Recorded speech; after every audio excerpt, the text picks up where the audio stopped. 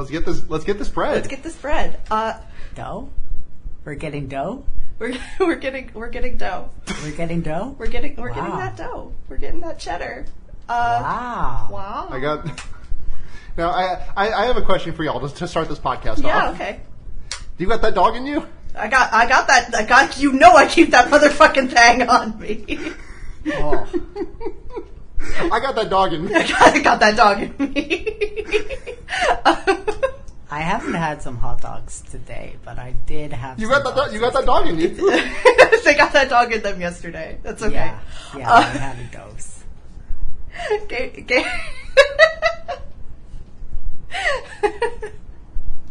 Welcome to Gay Friends Chainsaw Dog Podcast. I don't have a fun moniker. My name is Ash. I use they, them pronouns. Hi, I'm new. My name is Willow. I use they, he. I have never podcasted in my life, so that'll be fun. Yay. Yay. Hey, what's up? I'm Sara Tigers, aka Dungeon Stark. Fuck! I told you it wasn't very good.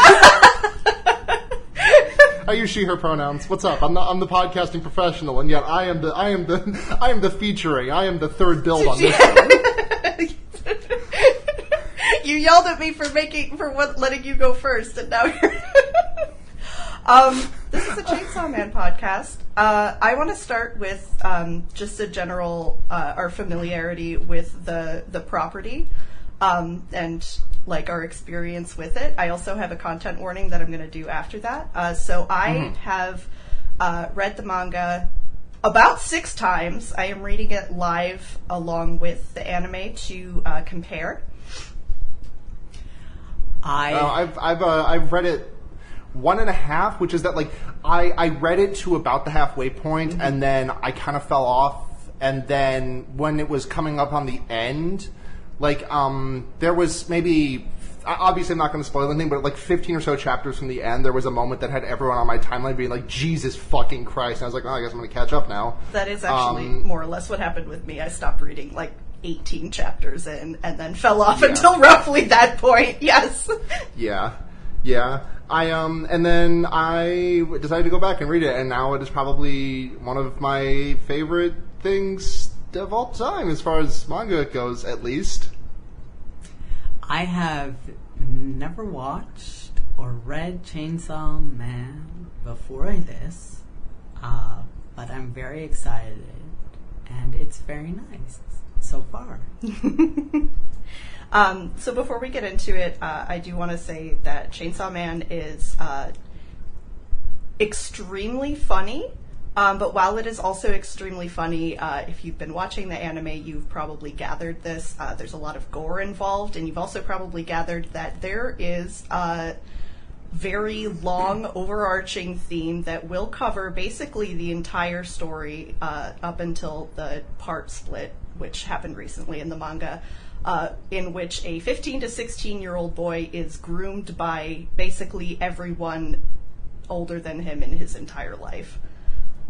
It is not taken lightly, and I say this as a survivor of that sort of experience. I feel it's handled appropriately. The series is still really funny, but it has moments of this being like, this is appropriately terrifying. This is very, very bad. So again, I fell off it for that reason, because I was like, I don't know if I can handle constantly. Yeah. This cannot handle. No, not sure if you could handle something. Yeah, like I don't know if is the most groomed boy of all time. Yeah, like I really don't know if I can keep up with this, if this is how it's going to go. However, like it really becomes clear after like a certain point that it's like, oh yeah, Fujimoto kind of knows what he's talking about in regards to this. He knows the score. I feel like it's handled seriously. In terms of intent, it's The idea of thinking about intent in terms of what Fujimoto was doing is a little hard, because he said so many fucking things and implied so many other things through one-shots, but, like, again, I do feel like the heavy subject matter is handled adequately and like respectfully and like. But if that's not something that you can handle, you're probably not going to enjoy the property. And we are going to be discussing these things in the podcast fairly liberally because it is kind of a really big part of, understanding the show. So Yeah. please be aware of this. I'm not going to do this every single episode. I will probably abridge this and put it in the show notes. But this is not going to be in every single episode. Please be mindful of this as a content warning. Anyway, we watched the first 2 episodes of a show. We watched the first 2 episodes of television's Chainsawman. Television's Chainsawman, brought to you by a little tomato dog. A funny little dog. So we we started off our first episode with a nice little door, like that brings us right into our narrative. A really important looking door.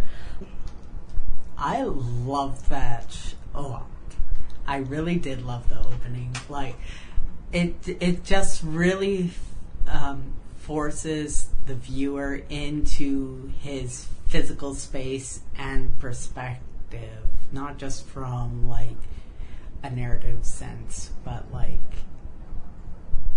yeah, physically. Yeah, physically. I do want to say, just from a manga perspective, that door's not there to lead it off. It makes more sense to have it in the anime. It also, I don't want to say this because I'm the person who's also obsessed with Paprika. It feels like a deliberate reference to Paprika, but I only say this because the anime is just absolutely littered with film references. It's not a bad thing to reference. No, I know. It's just like I'm not saying this for no reason. There's like references to other shit everywhere. Absolute. I'm just rotating the Paprika reference. Like when you first start off and the little door to the club opens. Oh yes. It's yes, not yes, quite yes. the same shot, but it has the same vibe. See, where my brain went with this was just Dorohedoro. Oh, that too. Oh. I mean, it's part of that holy trinity for me of like Dorohedoro and Chainsawman, and well, Chainsawman doesn't really fall into that, but like they're similar. Yeah. They hit the same notes. Uh-huh. Yeah.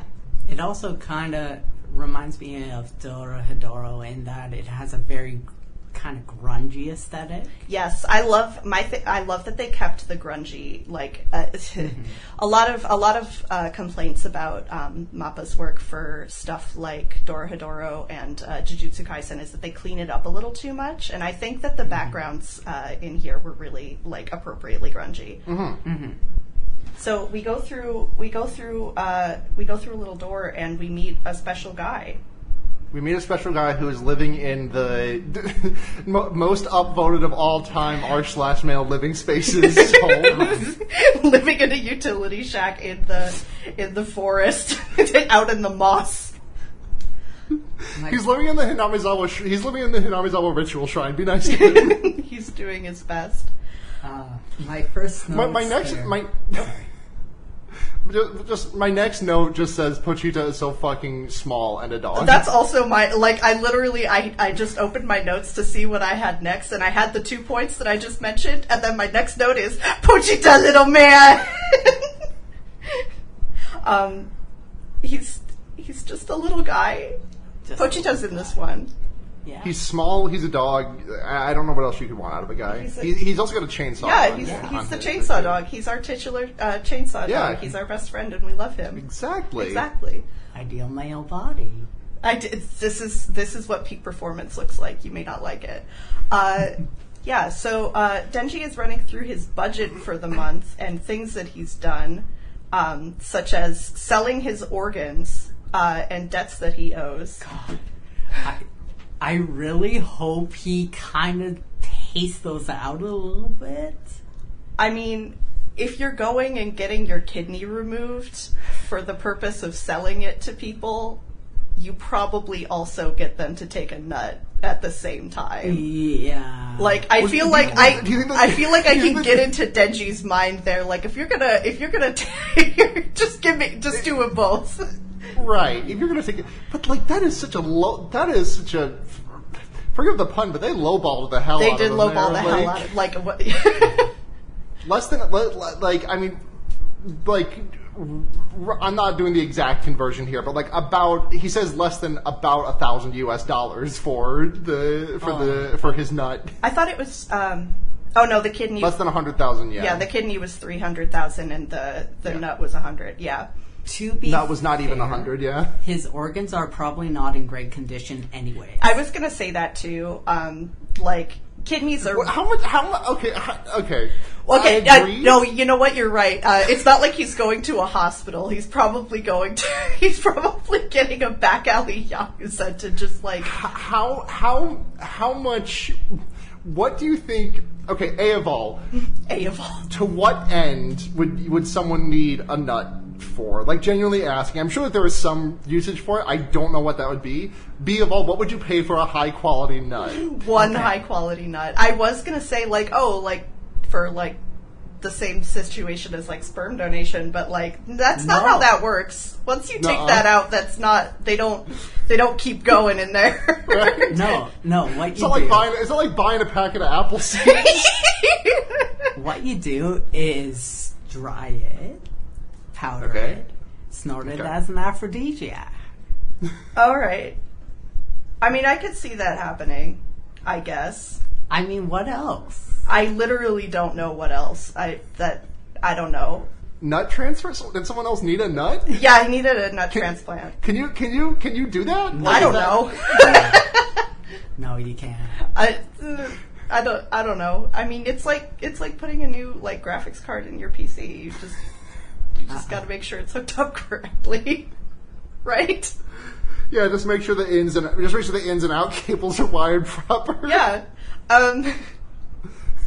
So then Denji goes and kills an actual tomato devil with Pochita, who is a little handheld chainsaw baby. He uses him as a murder weapon. Can I like quote unquote spoil what determines a devil's power level? Because I don't think it's a spoiler, but it's just like something that just kind of comes up in the lore, like the next episode. I was actually wondering about talking about that as well, because it's not technically a spoiler. It's just not something that gets brought up for a little bit. Yeah, it's not like a twist or anything. It's just like a lore thing they haven't talked about in these first two episodes. Yeah. So I'm good. Yeah, go ahead. So the thing that determines the devil's power level is just like community, like collective unconscious fear of a concept. So like I don't know, like.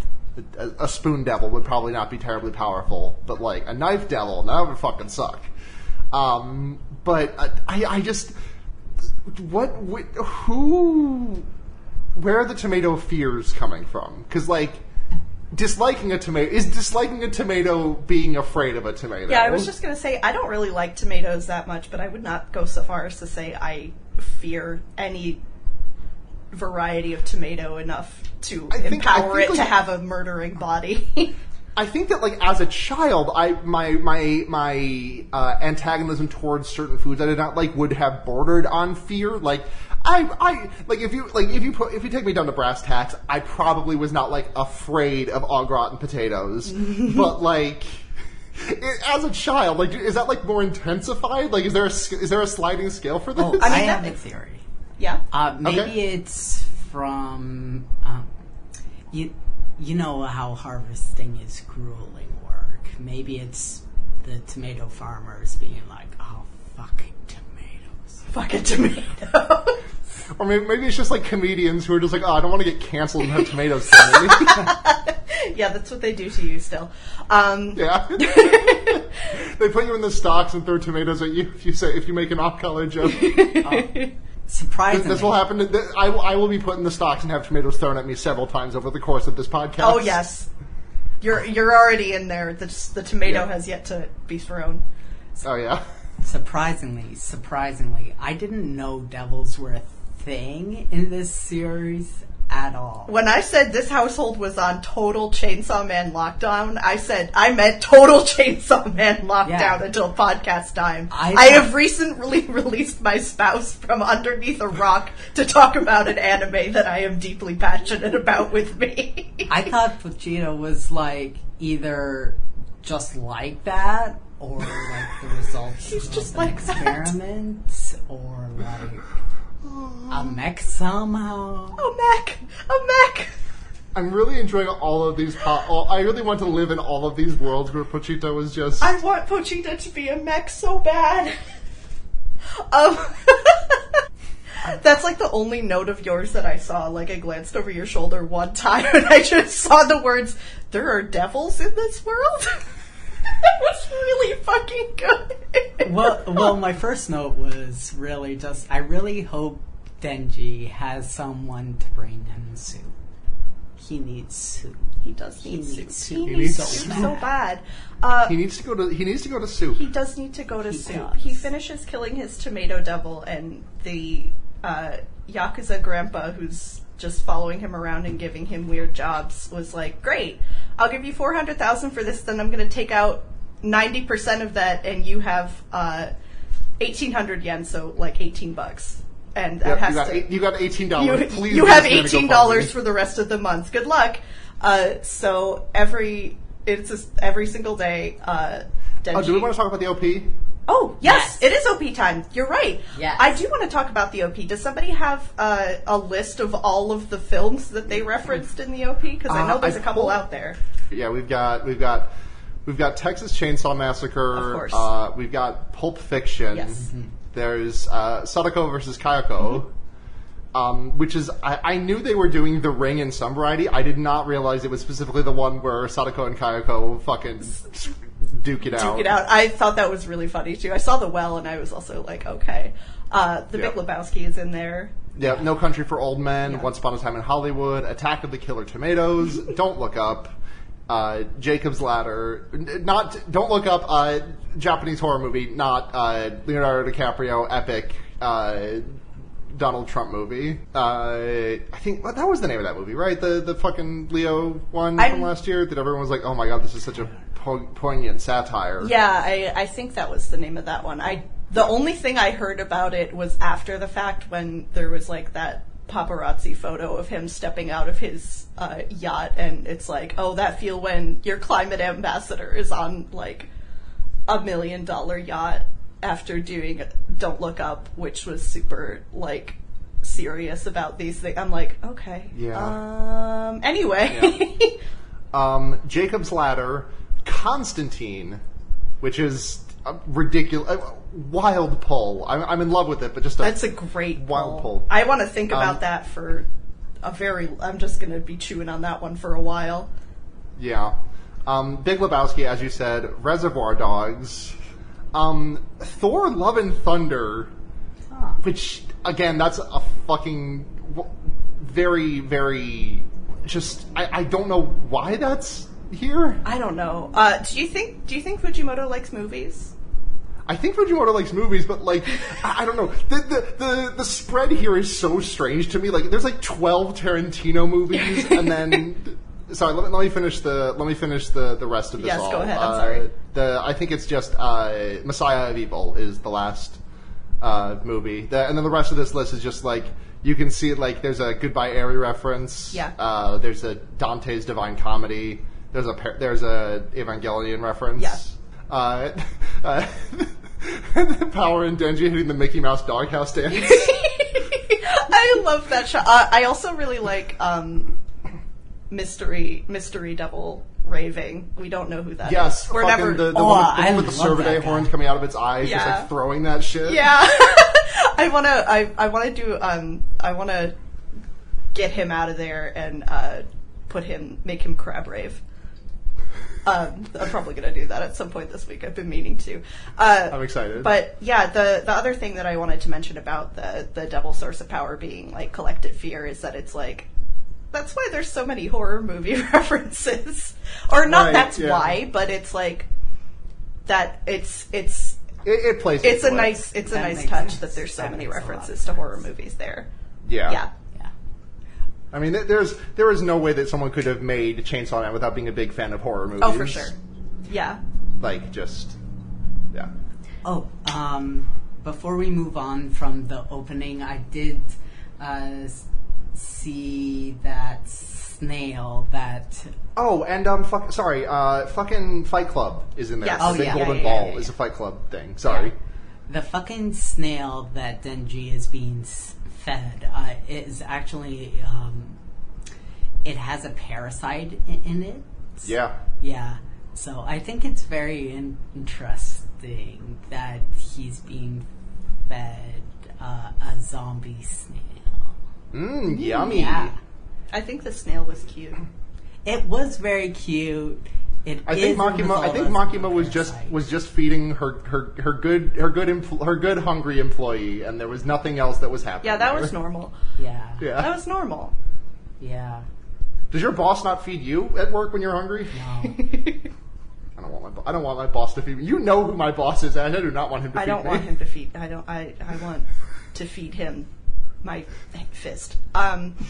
Sometimes. So, on the subject of very hungry boy, Denji and Pochita have for probably the last 5 years been subsisting off of one slice of white bread shared between the two of them per day. I just don't know how he's alive. He's not. He goes home. Funny Yakuza man makes him eat a cigarette for $1. And, they're like, oh, it's great. Denji will just do whatever you want, because he's obedient like a dog, and he's so stupid and sucks, but he'll do whatever you want. He's a little puppy-wuppy. And then they drive away, and he spits out the cigarette. But then he goes home, can't sleep, talks about how he would love to have some jelly on his bread sometime. Yeah. And then starts throwing up blood because he's been living on a single slice of bread per day for 5 years and only has one kidney. And he mentions, my mom died of throwing up blood. My mom, his mom, who's not on screen, we still had to get in that she died of anime mom disease. He mentioned that, and I was like, I have to cross-reference with the manga if this even came up in there. It does.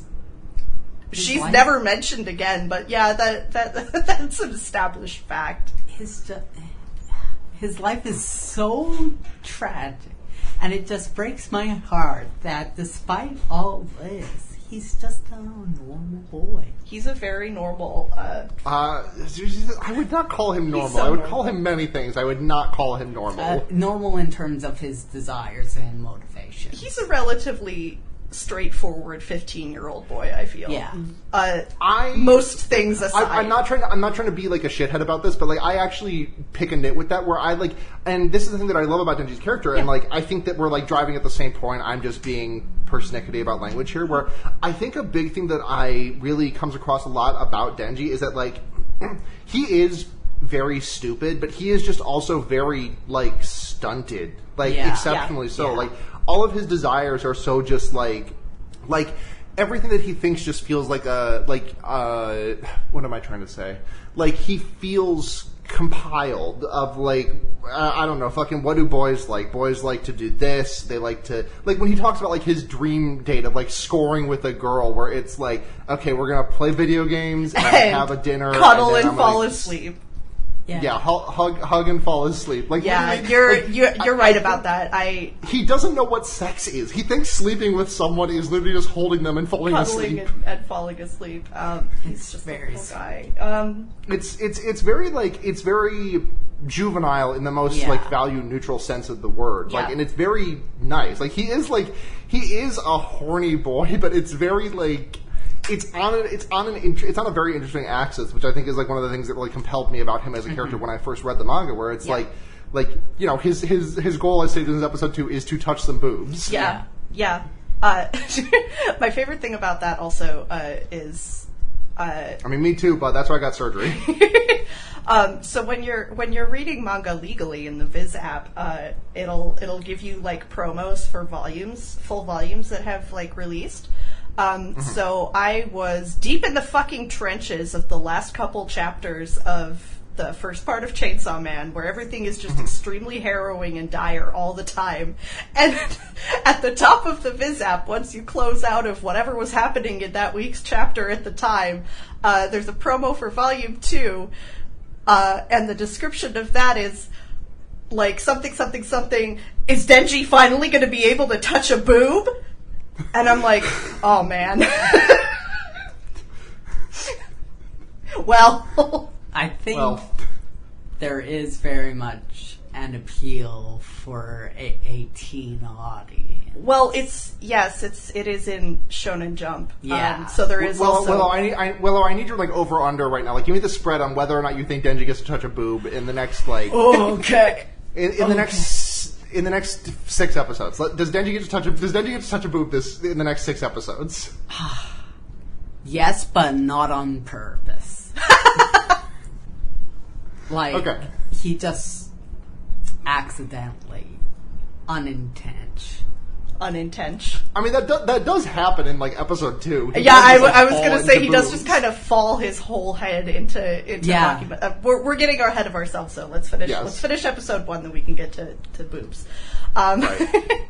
So we get the flashback to Pochita and Denji meeting, and it's like right after, because this is like the day that Denji's dad committed suicide, and Denji's just like crying over his dad's grave, and the mafia fuck is just like, hey, you got 1 day to come up with some inordinately stupid amount of money. I think I don't know what it was. Either 700,000 or no, it was 700,000. Yeah, and he was just like, do whatever the fuck you want. Denji's like, well, shit, I guess this is how I die. And then little Pochita wanders out from behind a tree. And who shot Pochita? Because Pochita is bleeding. Yeah, he just has like a bullet or otherwise puncture wound in his little baby side. In his tummy. I don't know. It was me. Why? Hot dog. He is kind of hot dog colored. You skewer him? You skewer him and you cook him and you eat him? Yeah. Okay. Yeah, he's making I'm treating little... Pochita like a corn dog, boiling him in oil.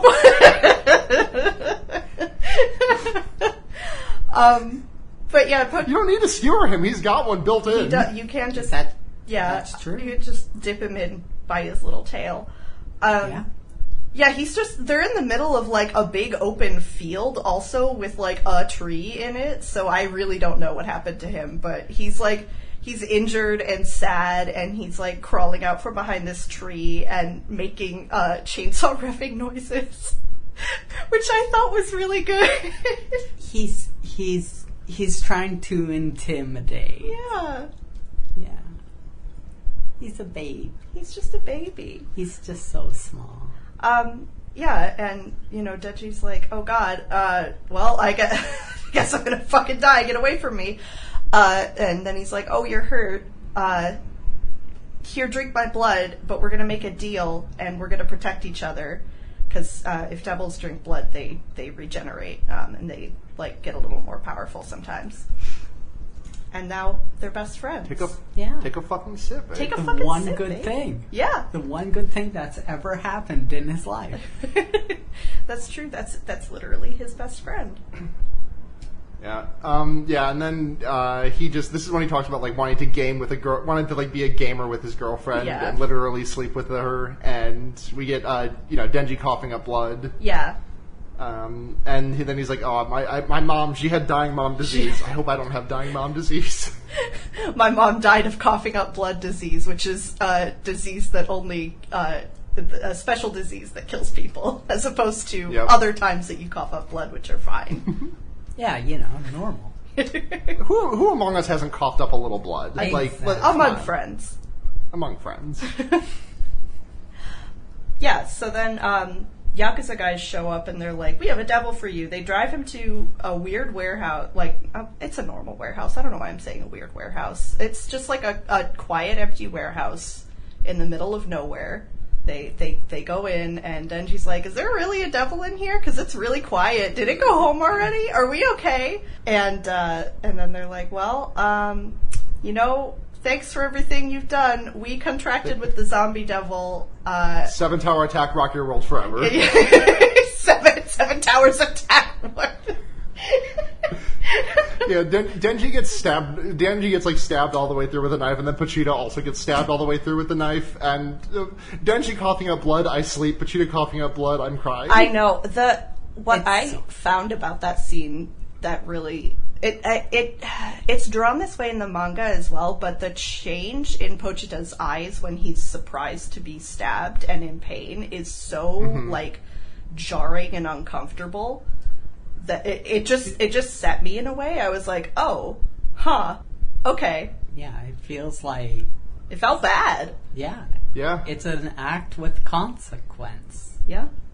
You would kill a little doggy? You would just kill a little guy. And a chainsaw dog, too? And he's got a chainsaw on him? Yeah, but then it's like, we made the deal with the zombie devil, and, you know, Denji when a dog wanders on stage, hi doggy. Zombie devil when a dog wanders on stage, go my sonic warrior, steal the boo-boo bear within the earth.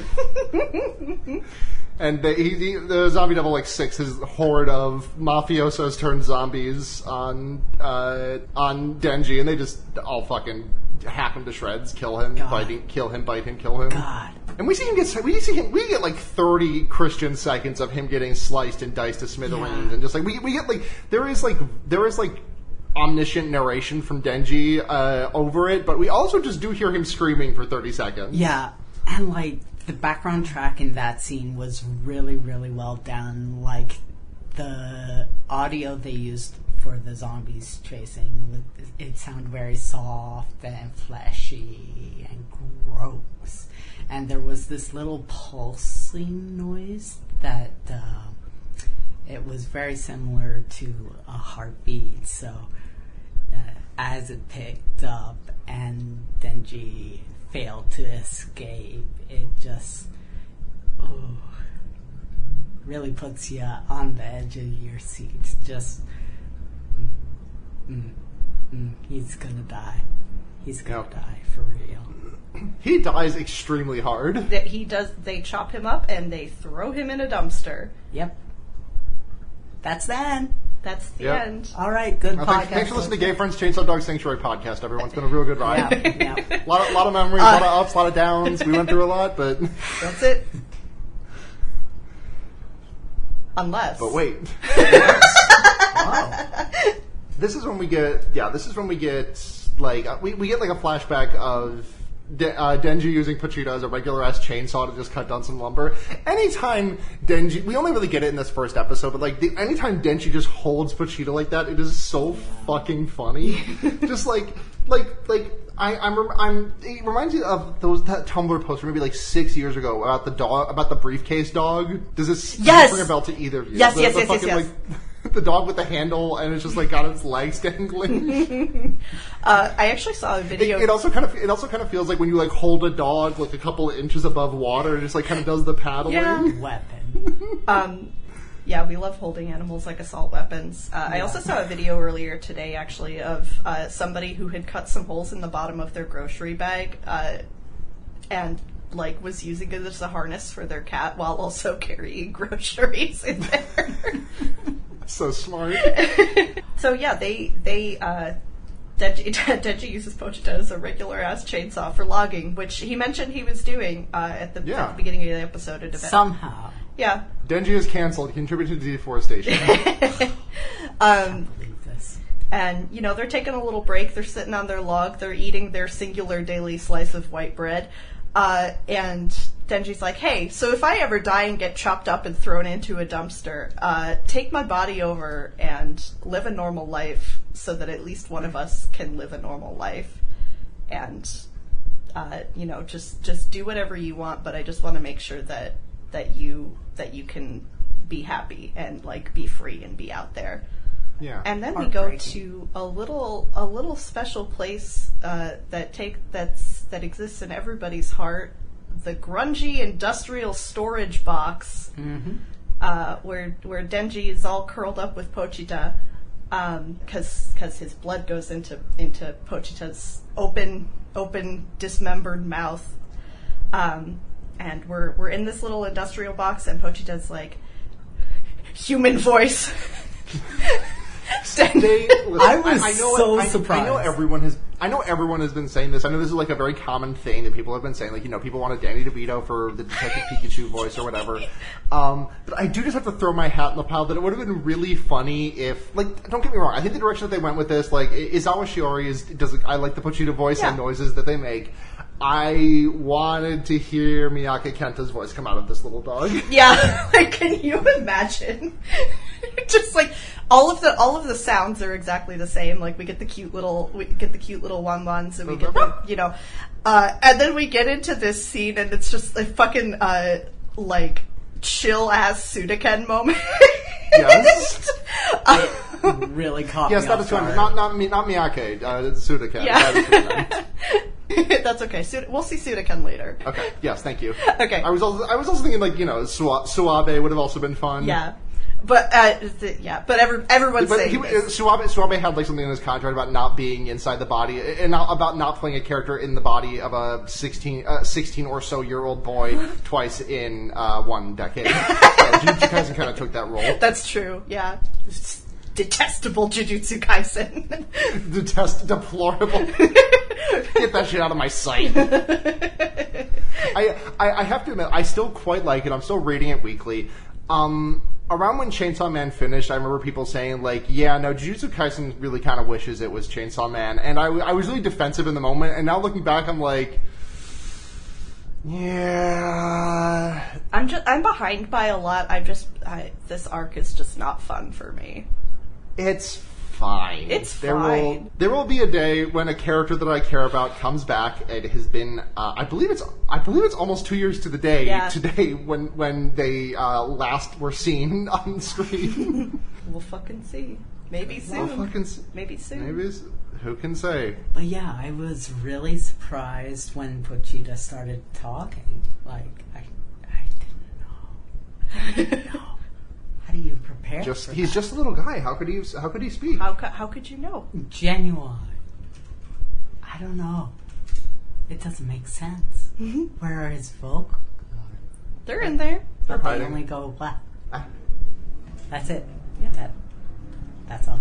Yeah. Just barks. Yeah. Let's see. Denji hops out of the garbage container.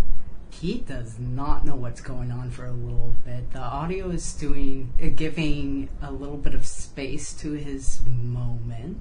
Yeah, we had the really sad piano for the flashback, and that it's a good sad piano. Yeah, it's a good sad piano.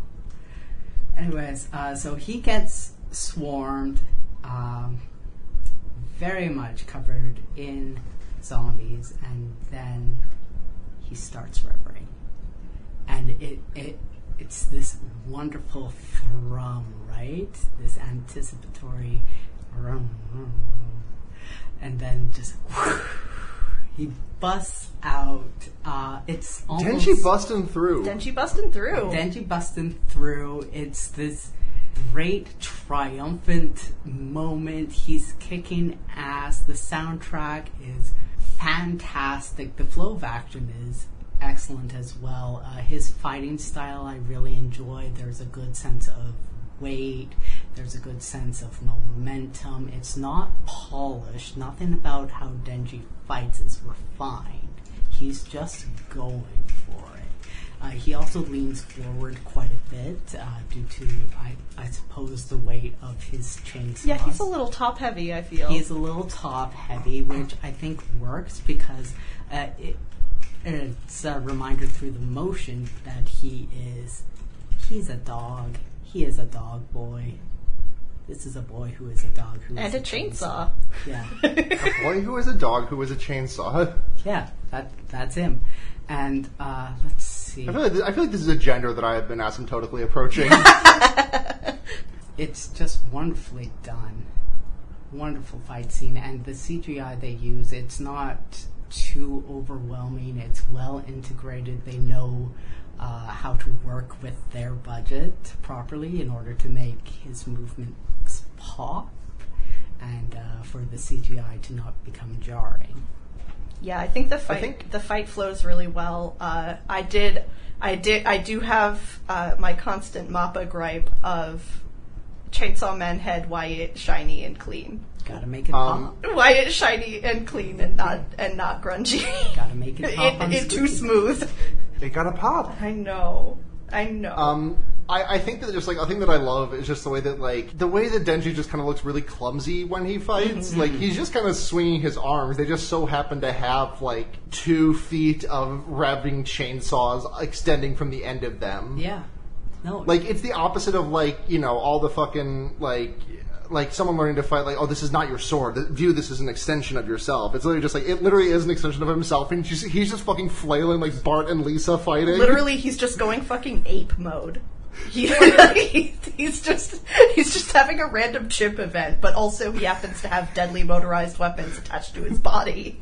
I think that this is what the Planet of the Apes trilogy is about. That's exactly. I saw all those movies for sure. That's definitely what happens in all of them.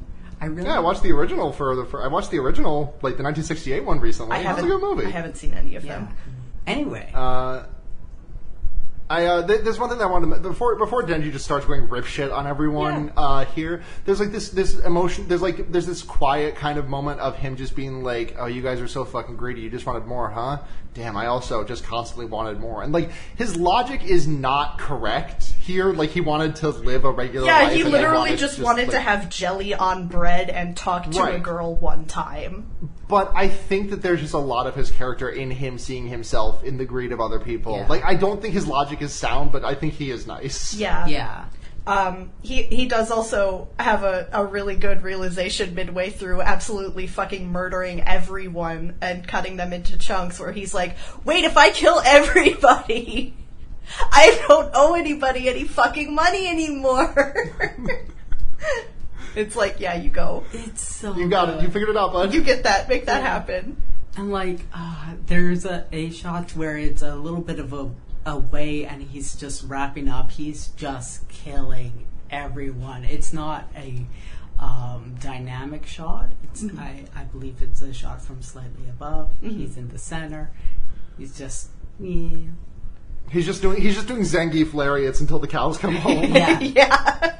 Like he kills the zombie devil, obviously. And like he does that relatively early on, and then there's just all of the rest of them, and then he's like, well, right. If you're all dead, nobody's gonna ask me for money anymore. Yep. And then it's the morning, and then a car rolls up, and a perfectly fine person steps out of the vehicle. Dana Scully from the X-Files walks out. Yeah. Dana Scully from the X-Files. God, a lot has been said on Twitter over the last, 8 or so days at the time of this recording about the way that, everyone who draws her does, fucking boobs up the ass and out with her. Yep.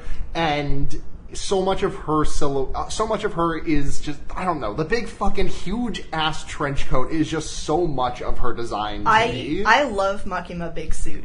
I can't say most of those words in the same sentence in other contexts, but I love Makima Big Suit. It's really good to me. So this is the thing that I mentioned in the survey the other day. I want you to look at because I wanted this to just. I am a mildly feral beast, I think, because when I watched this episode for the first time, I hadn't shaved in a couple of days, and my facial hair grows in really badly, really quickly. Yeah. And literally, I had the thought I wish Makima wasn't seeing me this unkempt.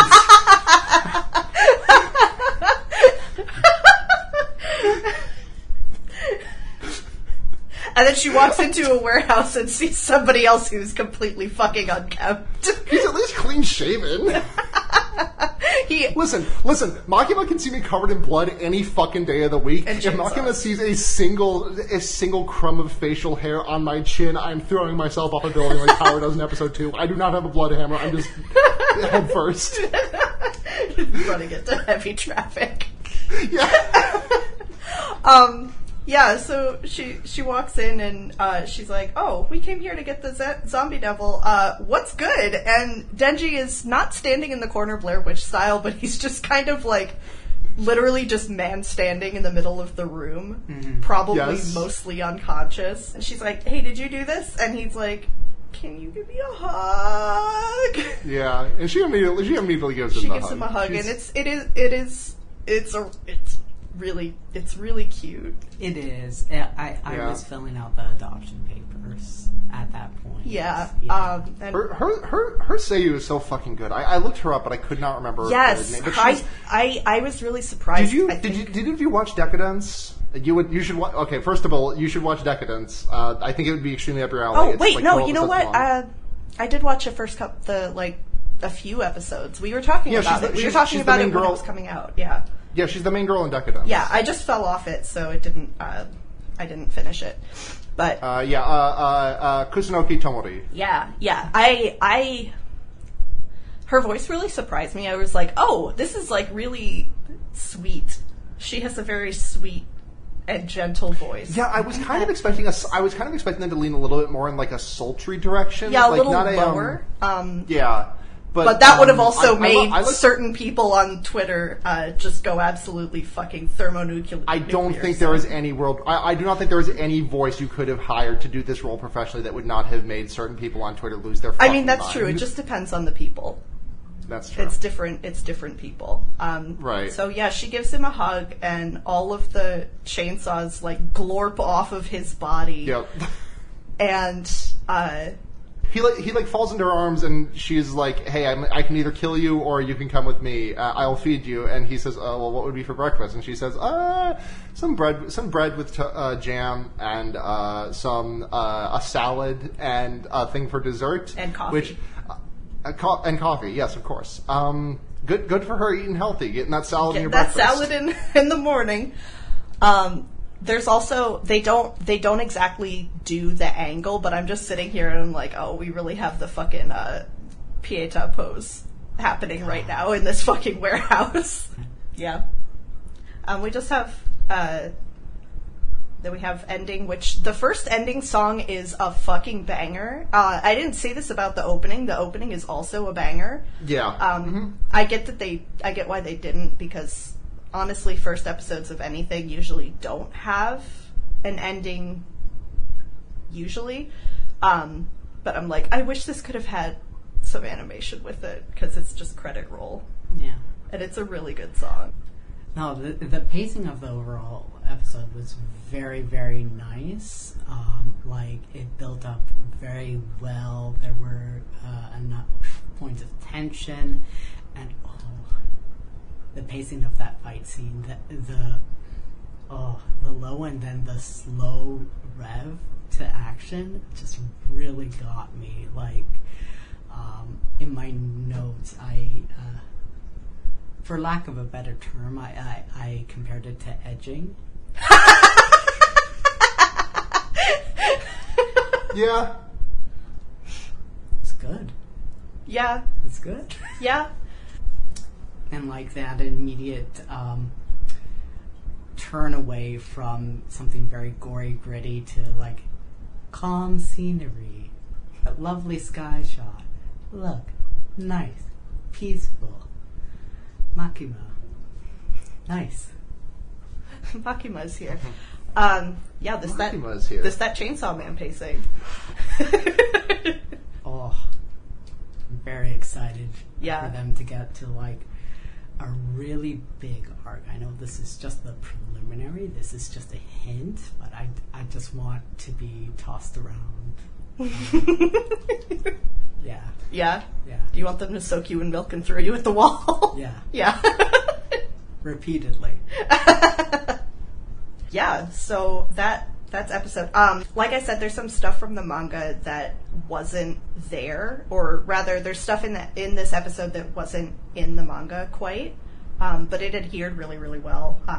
Page for page, that's literally the entire introductory chapter in one episode. Yeah. Yeah, it was good. I liked it. I liked It was it. a good first episode. Next episode. Next episode. Next episode. We in the car. We in the car. We in the car. We're road tripping. Makima's like, so, yeah, right. She says, the first thing you need to know about me is that I'm really into puppy play. Yeah, right. Basically, something, you got something wrong with you, and you're coming with me, but if you can't be useful, we're probably gonna kill you like a We're dog. gonna put you down. Yep. I'm like, oh, she seems nice. 100 red flags. normal things to say. Makima is a walking red flag, and I suffer from temporary color blindness. Yeah.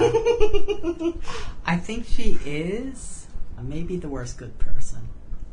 Okay. So far. Yeah. So she says all that, and Denji's like, wait, she kind of sucks. Wait, I thought she was really nice because she's pretty and she gave me a hug, but she just said she was gonna fucking kill me like a dog. I'm glad like, he recognized. I can't think about that anymore. My little dog buddy is dead. Yeah, and then he's like, oh man, I just remember that my dog is dead. And then she's like, oh, hey, we're gonna stop for food because it seems like you're dying of starvation, and it's gonna be weird if you don't wear a shirt. Can you wear my big coat jacket unbuttoned? Which is not any less conspicuous. And on a fucking dime, Denji is like, I'm in love with you. Yeah. Yeah. My note here just says, to be given Makima's stupid huge jacket. Oh my god. Yeah, he's like, everybody in my whole life has, like, not wanted to be near me or, like, been rude to me because they were like, you are stinky and gross. Because, like, he was.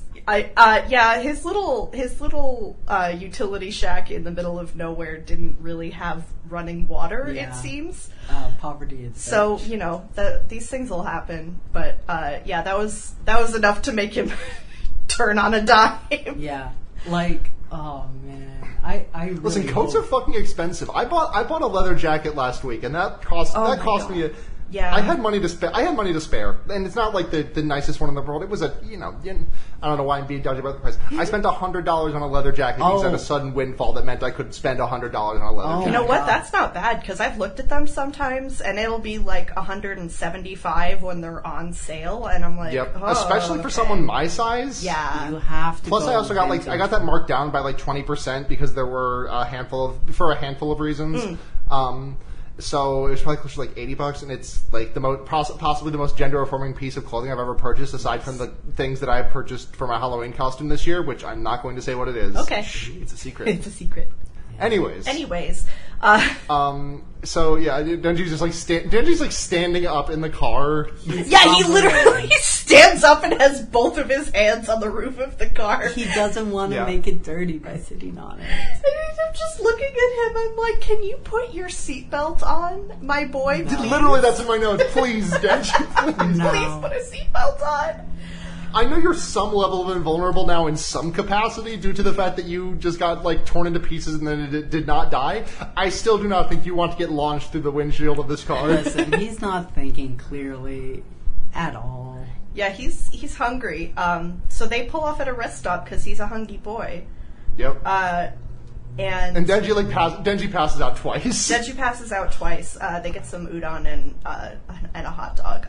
So I want to point out really, really fast, there's an entire encounter that got skipped in this episode, because when they pull off at this rest stop in the manga... Yes. I knew that. I knew about... I was thinking about that, and I was like, I guess that must come up later. And this is where it's supposed to happen. Right, because this is why Denji's udon gets cold, because, I'm kind of... Now that I think about it, I'm mad at the... Sorry, go on. I'm mad at the cut this. Go. Yes. So when they pull up and they order their food... This guy comes up and is like, hey, my daughter got kidnapped by a devil, please help. And Makima's like, oh, I'm a devil hunter with the Tokyo agency. What's going on? What can we do? And he's like, she's in the woods over out back of the rest stop. Please help. And she's like, okay, Denji, go deal with this, or I'm gonna kill you because you're a dog. And he was like, what? And this is where she says the thing that's like, I only need yes or woof, and I don't need a dog that tells me no. So he goes and does it, and he's like, what if I just leave? What if I just go? He should have. And I don't. I really don't. And he hears like a child laughing, and he comes on this clearing, and there's this little girl playing with like a little like worm devil with eyes, basically, just a little guy. And then she sees him, and she's like, oh my god, please don't hurt us. Please don't hurt my friend. He's my friend. And Denji's like, oh man. And he's like, I had a friend too that was a devil, and I lost him, and so I know how you feel. And she's like, oh, my dad hits me, and like, we don't take me back to him, and don't let him hurt my friend. And Denji's like, hey, do you want to, like, run away and get out of here? Because I think I'm also maybe in a bad situation.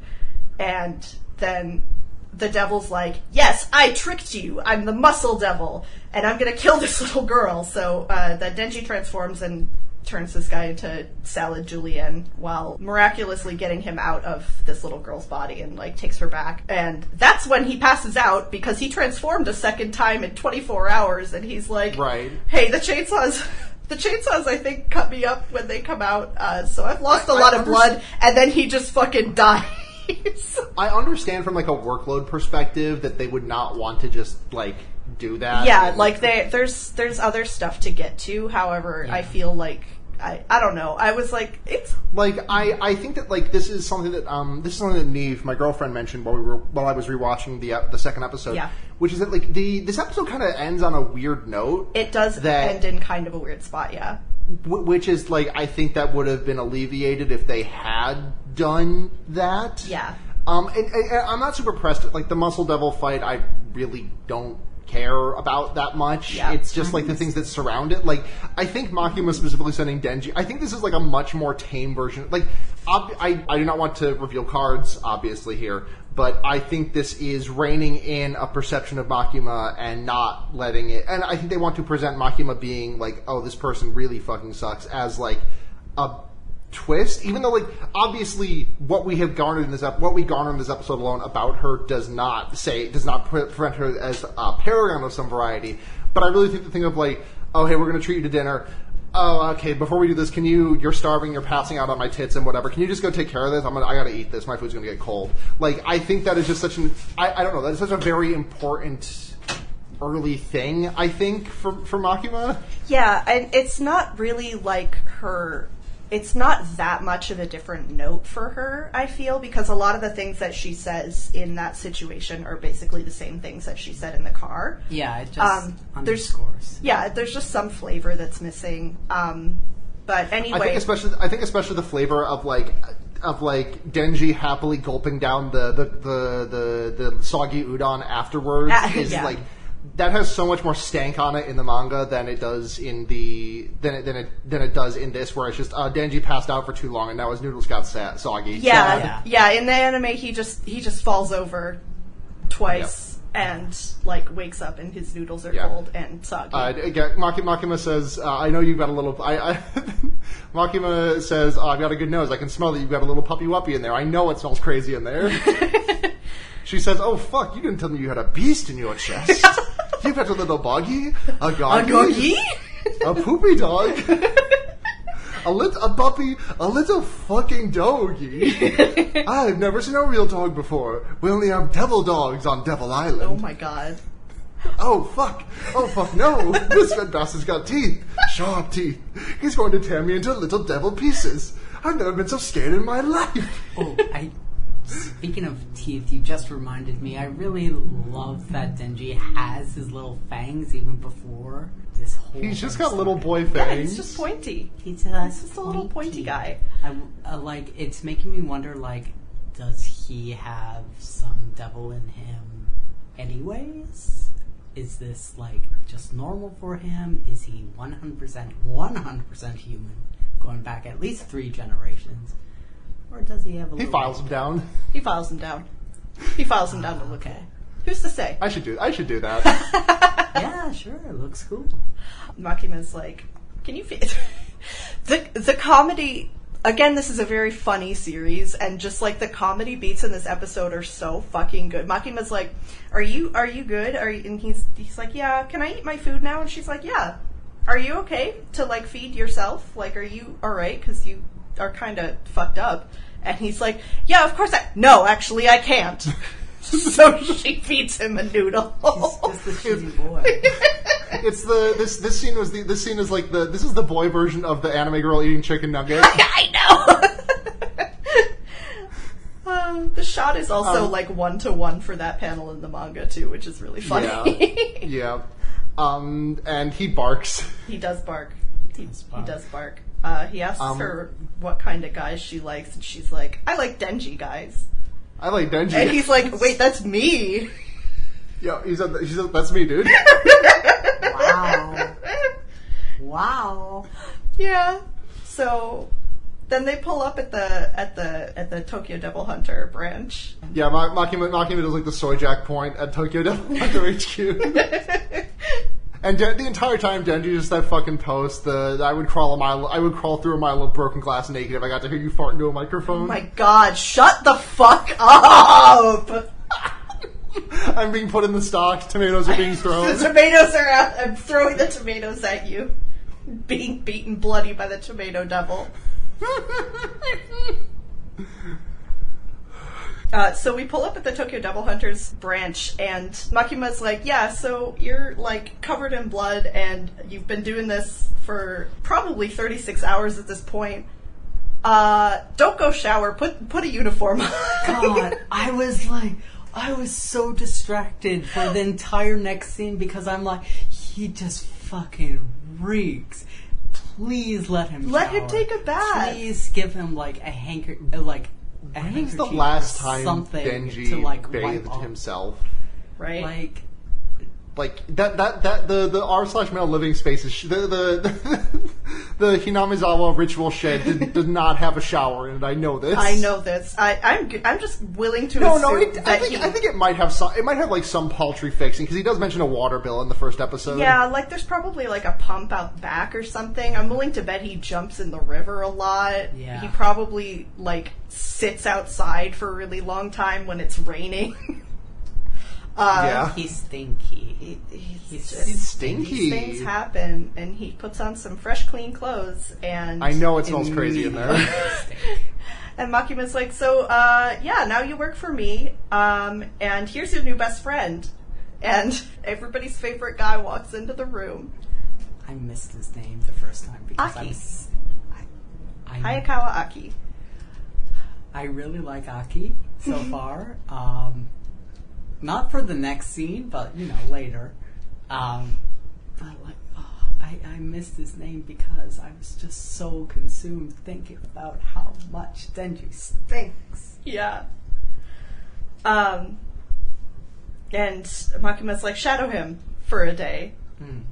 And Denji's like, no, I want to work with you! No!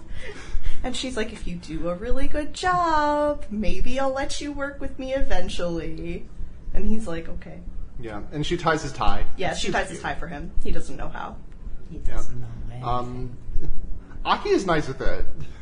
Aki is nice with it. I really like. He's busting it down sexual style, and I'm willing to say that he is in fact goated with the sauce. I really like the voice they picked. I think his voice actor is absolutely perfect. Yeah, it really suits him. Very good. God, there is a painting on the wall. I believe it's in this scene. It's black and white. I didn't get a good look at it. I believe it's either. I think it's an angel and a devil fighting. Yeah. Yeah. So I would really be curious to see if that's based on a real life painting and what the symbology is beyond like the surface level. Angels fighting demons. Woo! There's a handful of paintings of that nature that you can analyze. There will be paintings. There will be paintings. I'm gonna have to like actually do the art research. What happens next? What happens next is they go into... Aki's smoking on that Denji pack. They go into an alley together, and Aki's like, you don't want this job. You really don't want this job. Leave. After beating Denji up, and Denji's like, no way. Fuck you.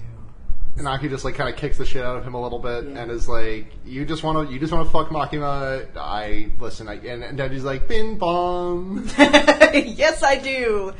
Yeah, and Aki's like, "Quit. If you show up tomorrow, I'm gonna beat the shit out of you." A lot of people have joined this. And then he puts out his cigarette by throwing it on Denji's chest and then spitting on it. Yeah, which is really unwarranted. Like the guy's already filthy.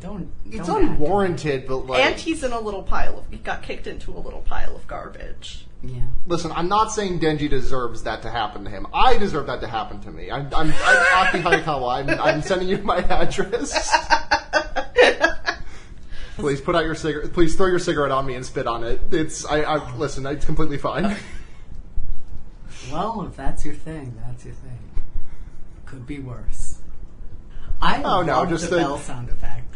Denji gets up and fucking nails Aki in the nuts, and there's a fucking knockout gong sound effect, and they play it every single time he does this, which is approximately 5 to 6 more times. Oh. It's very delightful that like this moment of just like this sexual tough guy being mean as hell and just like he's going to like he puts two things into one, which is like A, it is disrespectful to someone to like ash your cigarette on their clothes. B, is disrespectful to someone to spit on them. He does both of those at once, which means he is very cool. Mm-hmm. And then he just gets fucking rocked from behind with a shot to the nuts. Yep.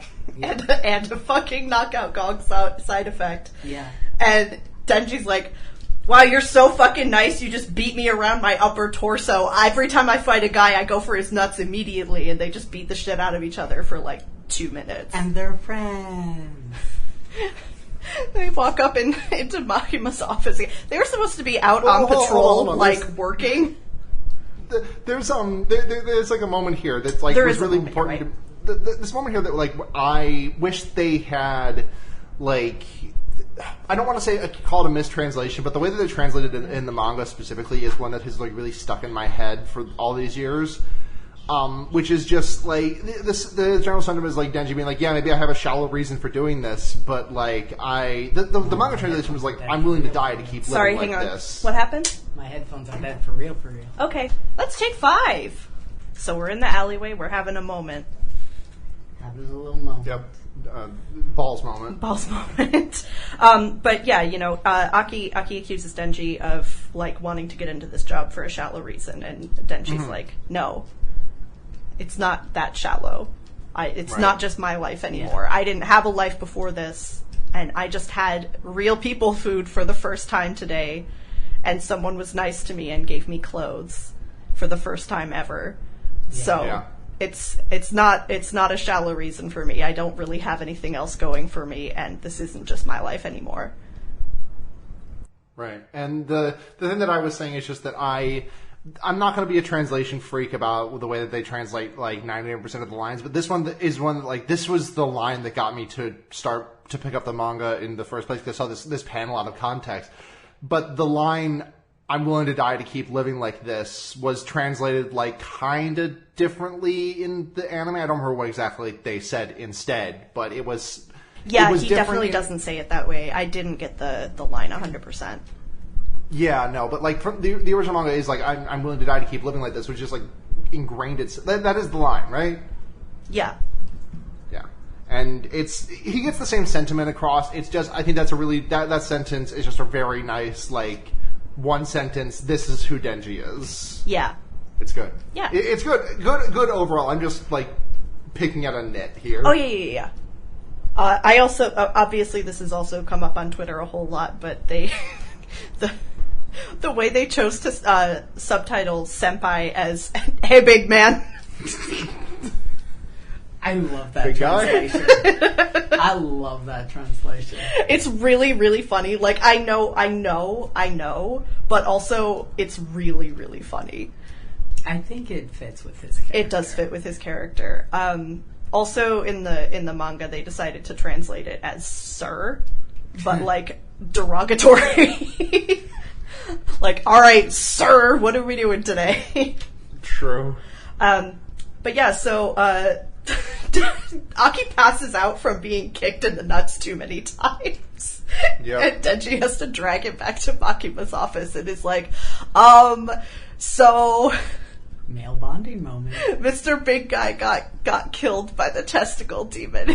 He's like, that's a lie. He's lying to you. We're best friends now. And Makima's like, I'm so glad you guys are getting along. You work together on the same team officially now. Yeah. Yeah, your buddies. And they were roommates. And they were roommates. Denji is the worst roommate in the history of time. Oh my god. This is going to be like an entire domestication process. Yeah. He's literally like a feral child from the moss. Yeah. And he does get to eat his special toast, and it's so good for him. And I'm so happy.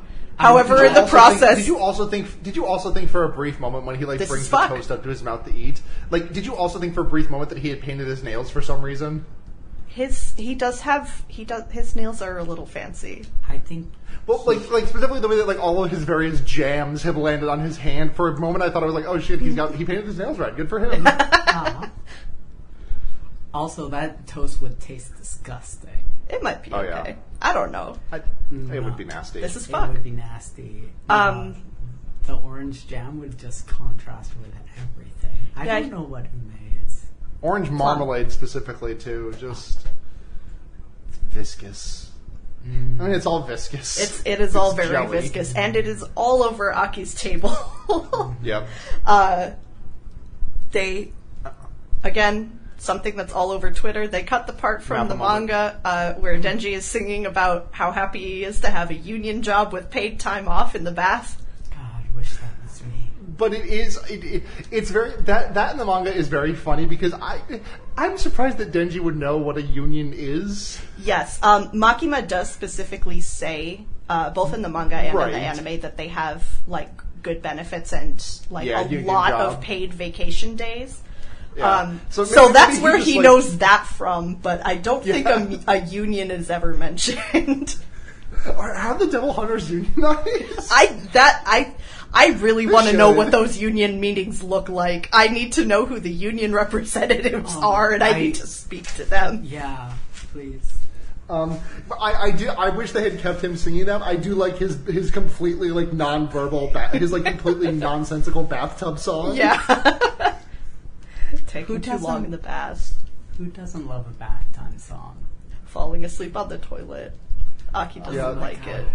I've been there. Have you all ever fallen asleep on the can? Yes. No. Yeah. That surprises me about you somehow. I know. That is the one place I haven't fallen asleep. Everywhere else in the world. Everywhere else in the Any world, other situation. including in the bath itself. Yeah. I've fallen asleep in the bath. Yeah. Yeah. Many times. I've almost passed out Cozy, in the it's bath, warm. but I have blood pressure issues. Warm cozy. Warm cozy. Warm cozy. I'm so glad he But finally yeah, got back. Denji is the world's worst roommate, and then Aki and he get dispatched on a like just a house call. Like, hey, take care of this fiend. Yeah. And we learn about what fiends are, which is when a devil takes over a human body. Yeah, we also learned that Denji didn't go to school, which probably is evident to the viewer, but he's like, hey, what's a fiend? And Aki's like, didn't you go to school? He's like, nope. And Aki has this little moment where he does not say anything. He just has a split second of, like, his eyes widen a little bit, and he just doesn't say anything, moves on, and explains it. And I'm like... He's realizing. Yeah. Beginning.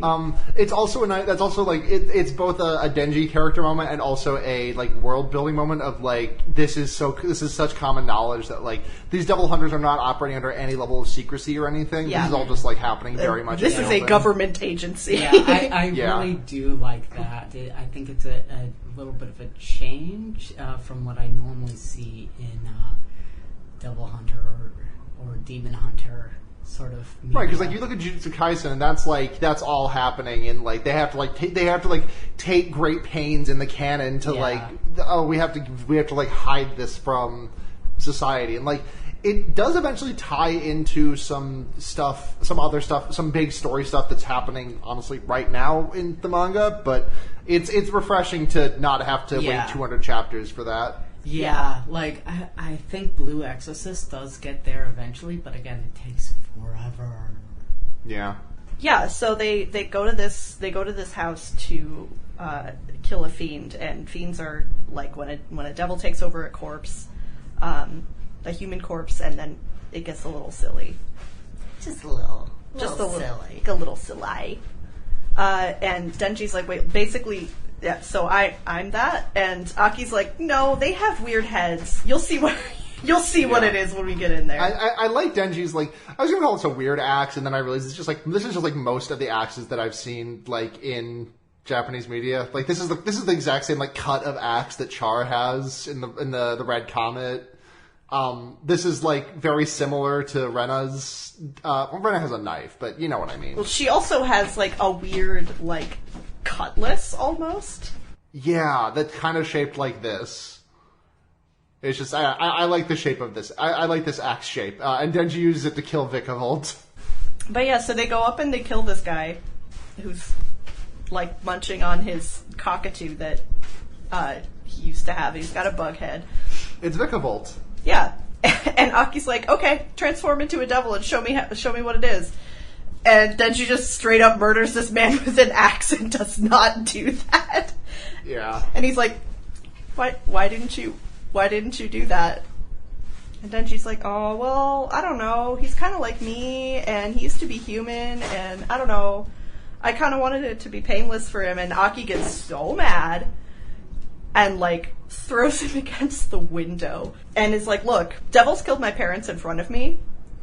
I don't think you're taking this seriously, and you have to take this seriously or you're gonna fucking die. Everybody else is taking this seriously and you're not. Why did you, like, are you just gonna become friends with a devil if they're nice enough to you? And Denji's like, yeah, man, I don't know. Probably. And Aki's like, I will remember this, and leaves. No, specifically, he's like, well, I don't have any other friends, so... Yeah. Yeah, or don't have any friends. No friends, yeah. No friends. And it's like, man... I think Aki has a little bit of a look of realization then as well, like, oh, man. I want to say it's a look of realization, but he's also really pissed off in that moment for, like, personal reasons that are understandable. Very understandable. And he's just like, all right, I'm not going to forget you said that, and he leaves. And then she's like, oh man, I made him mad. I just wanted it to be clean so there wouldn't be blood on this guy's porn that's on the floor. I mean, like, he could have said that. I think he probably could have. I think it would have gotten him the same result. Yeah. Yeah. Like, he definitely said that partially to make it sound a little better than I didn't want to get blood all over the porn that's on the floor. Yeah. So that I could read it for me once we're done here. Yeah. But neither of those things were the right thing to say in this situation. I'm glad he's smart enough that he went for the more sympathetic angle. Yeah. Yeah. But, just an awful boy. Just a teenage boy. Just a nasty little guy. Just a teenage boy. Yeah. Like, I think he has a right to be for sure, if anyone does, but man, that's a teenager. Yeah. Yeah. He's like, oh man, you're right. Maybe I'm not taking this seriously enough. I'm living the dream, but like, can I dream bigger now that I've had a slice of toast with some jam on it and have a job and like a place to live and a hot girl nearby? I wonder if Makima has dreams. Makima has boobs. I want to touch a boob. The greatest motivator of all time. What do you think Helen of Troy was about? It was about...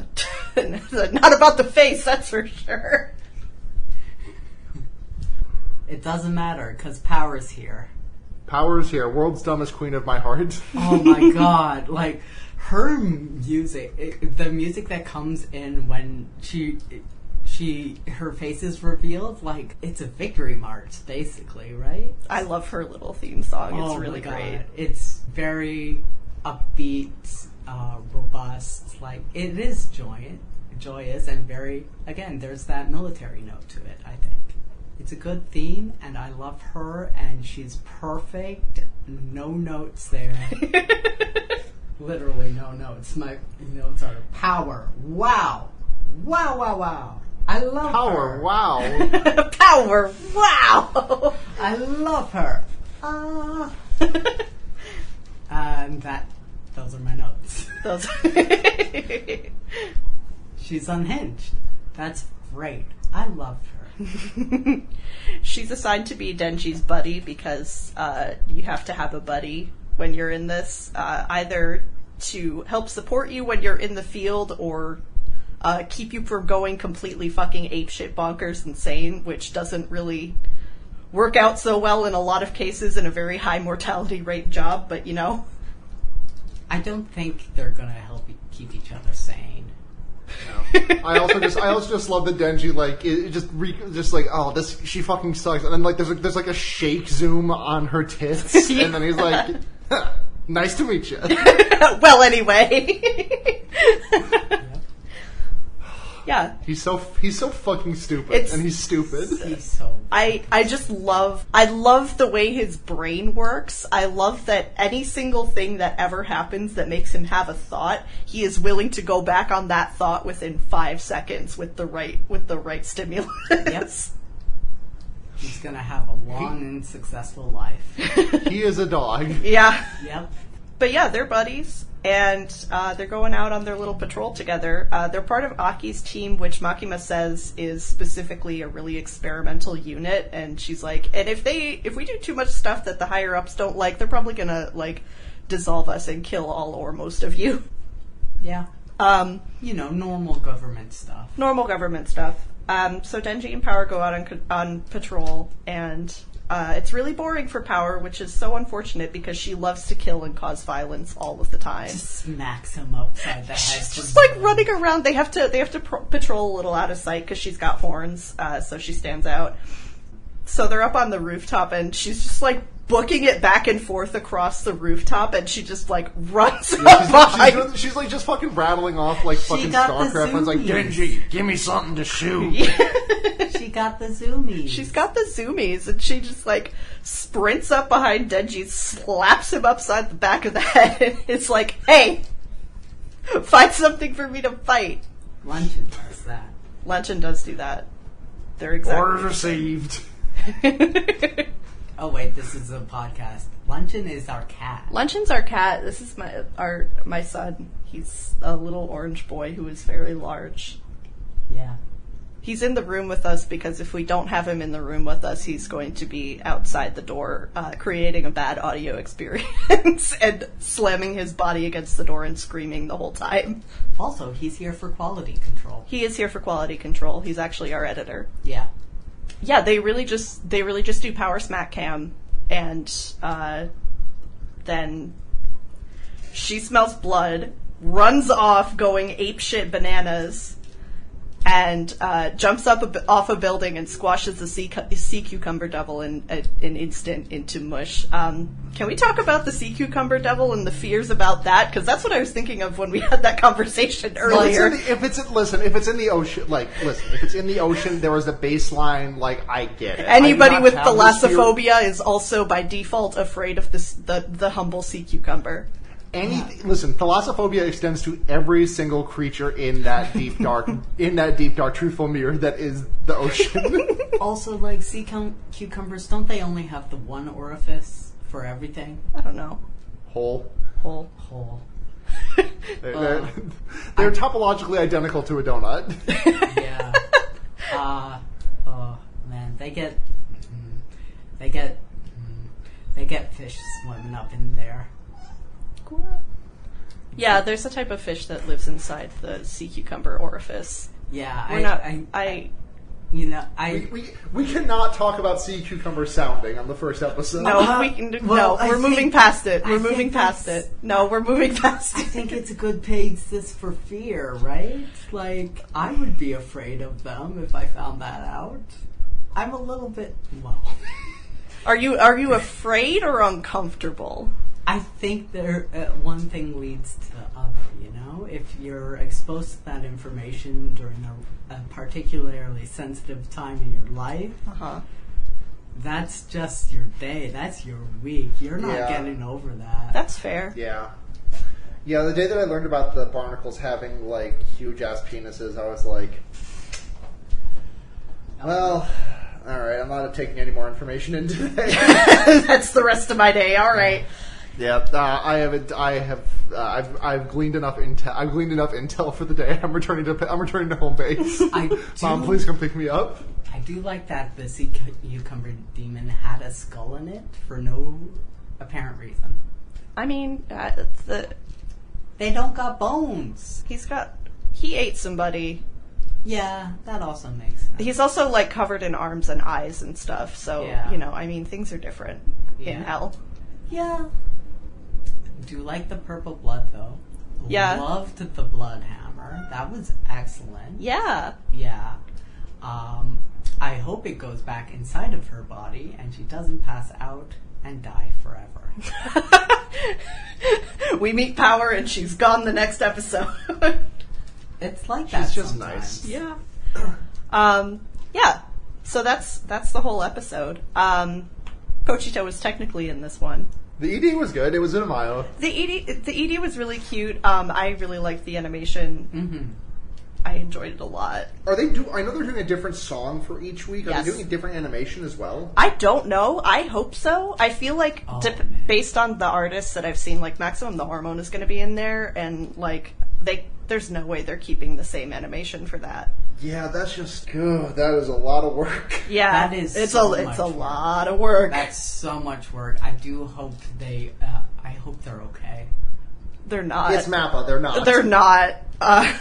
Please survive. Please unionize. Yeah. Yeah. Yeah. Mappa, if you're listening. Anyways. What do we? That's Chainsaws. Yeah, that's episodes. That's episode. Yeah, that's both episodes. episodes. We're at time because we had to do a whole big intro.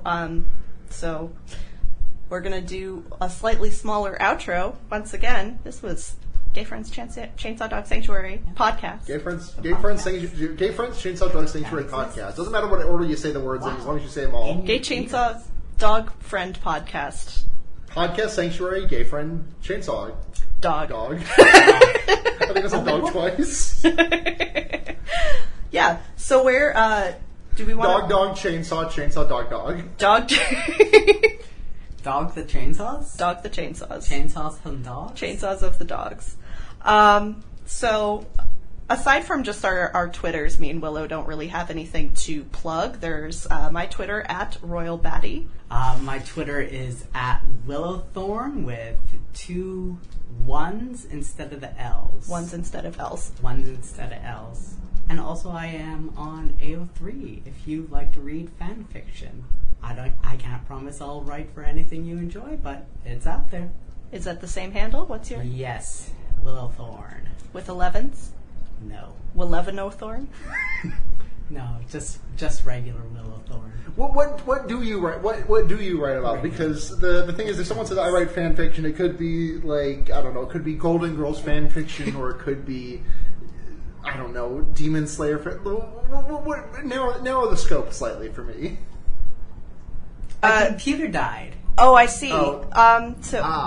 Willow writes, is currently working on Teenage Mutant Ninja Turtles fanfiction. However, most of their stuff is Friends at the Table fanfiction. Hell yeah. And then Sarah, where can we find you? You can find me on Twitter at SunhatZhenya. That's SunhatZhenya. I do not post there a lot these days, I will admit. I have, in a stunning decision prioritizing my mental health, I removed that account from the Twitter app on my phone. Hell yeah. I do still have a separate account that I do still use that has a much smaller scope, but I will post it very occasionally on my main account. And I gotta say, deleting main account Twitter off my phone has been very good to my mental health. I highly recommend doing the same if you're listening to this and considering it. Yeah, so we will be back. Wait, hold on. And your podcasts. I'm sorry. No, it's not my podcast. I mean, you can also listen to Fear Baiting, the horror movie podcast I've done like 200 episodes of. It's in indefinite hiatus right now. Special Great Snacks as well. Jujutsu Kaisen podcast. We did the first season of the movie, and the second season's coming out like next season of anime, I think. Yeah, I think so. So that'll be back soon. More importantly than those, I need to shout out Matt GameCube, the Podfather, creator and owner of Noisepace.xyz, through which this podcast is so graciously hosted, as well as our incredible cover artist. Ash, who did our cover art? Okay, our cover art is done by friend of the show Carson at SealPaws on Twitter. He does not use that account. I don't actually know if he's open for commissions right now, but maybe hit a follow. Yeah, it's beautiful. It's gorgeous. It's very gorgeous artwork, and I love it very much. It makes me very happy to see. We will have a song next time that I will do personally. I couldn't get it done this time. I'm going to be upfront with you. I couldn't get it done this time. Music is hard. Music is hard. I mean, you can sing into the mic, just raw. That's That's Gay Friend Chainsaw Dog Sanctuary Podcast. I guess we're crossing the Rainbow Bridge till next time. Is that anything? I don't know about that one. We'll be back in 2 weeks. We'll think of a good one by then. Bye. Bye.